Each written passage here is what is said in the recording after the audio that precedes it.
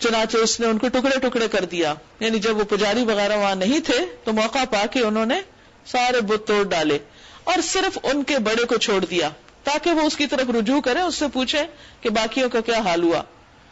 انہوں نے آ کر بتوں کا یہ حال دیکھا تو کہنے لگے, ہمارے خداؤں کا یہ حال کس نے کیا؟ بڑا ہی کوئی ظالم تھا وہ. بعض بولے, ہم نے ایک نوجوان کو ان کا ذکر کرتے سنا تھا جس کا نام ابراہیم ہے. انہوں نے کہا تو پکڑ لاؤ اسے سب کے سامنے تاکہ لوگ دیکھ لیں کیا کہ اس کی کیسی خبر لی جاتی. اور ابراہیم علیہ السلام اصل میں چاہتے بھی یہی تھے کہ سارے لوگ موجود ہوں اور میں ان کے سامنے حق کی بات رکھوں. ابراہیم علیہ السلام کے آنے پر انہوں نے پوچھا, کیوں ابراہیم تو نے ہمارے خداؤں کے ساتھ یہ حرکت کی ہے؟ اس نے جواب دیا, بلکہ یہ سب کچھ ان کے سردار نے کیا ہے, انہی سے پوچھ لیجئے اگر یہ بولتے ہوں.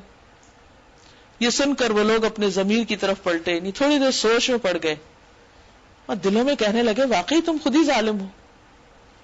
مگر پھر ان کی مت پلٹ گئی. بولے, تو جانتا ہے کہ یہ تو نہیں بولتے. یہی تو سمجھنے کی بات تھی لیکن انہیں نہ سمجھ آئی. ابراہیم علیہ السلام نے کہا, پھر کیا تم اللہ کو چھوڑ کر ان چیزوں کو پوج رہے ہو جو نہ تمہیں نفع پہنچا سکتے ہیں نہ نقصان؟ تو پھر تم پر اور تمہارے ان معبودوں پر جن کی تم اللہ کو چھوڑ کر عبادت کر رہے ہو, کیا تم کچھ بھی عقل نہیں رکھتے؟ انہوں نے کہا, جلا ڈالو اس کو اور حمایت کرو اپنے خداؤں کی اگر تمہیں کچھ کرنا ہے. اب آپ دیکھیے کہ دلیل کے مقابلے میں دھمکی, اور اتنی بڑی دھمکی کہ اس کو ختم کر دینے کا, قتل کر دو کا, جلا ڈالو. کیونکہ جلا کے مارنا کسی کو بہت زیادہ اذیت ناک بھی ہے اور بہت زیادہ وقت بھی لیتا ہے. تو انہوں نے بہت ہی سخت قسم کی سزا تجویز کی. اور کس لیے کی؟ ان کن تم فاعلین, اگر تمہیں کچھ کرنا ہے. کس کے لیے؟ اپنے خداؤں کی مدد کرنے کے لیے. حیرت کی بات ہے کہ خدا تو اس لیے ہے کہ وہ بندوں کی مدد کرے, نہ کہ اس لیے کہ بندے اس کی مدد کریں یا اس کا دفاع کریں. ہم نے کہا, اے آگ ٹھنڈی ہو جا, قلنا یا نار کونی بردم وسلاما وسلاما علی ابراہیم, اور سلامتی بن جا ابراہیم پر علیہ السلام. وہ چاہتے تھے کہ ابراہیم علیہ السلام کے ساتھ برائی کریں مگر ہم نے ان کو بری طرح ناکام کر دیا.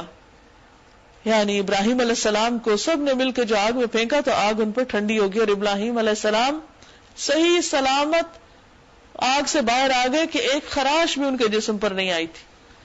یہ اتنی حیران کن بات تھی, اتنا بڑا معجزہ تھا کہ اگر وہ تھوڑی سی بھی عقل سے کام لیتے تو بات سمجھ جاتے, لیکن انہوں نے سمجھ کر نہ دی.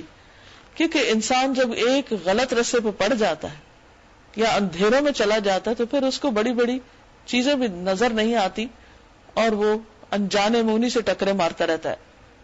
نبی صلی اللہ علیہ وسلم نے فرمایا, ابراہیم علیہ السلام کو جب آگ میں ڈالا گیا تو زمین کے ہر جانور نے آگ بجھانے کی کوشش کی سوائے گرگٹ کے کہ یہ اس میں پھونک مار رہا تھا تاکہ اور بھڑکے.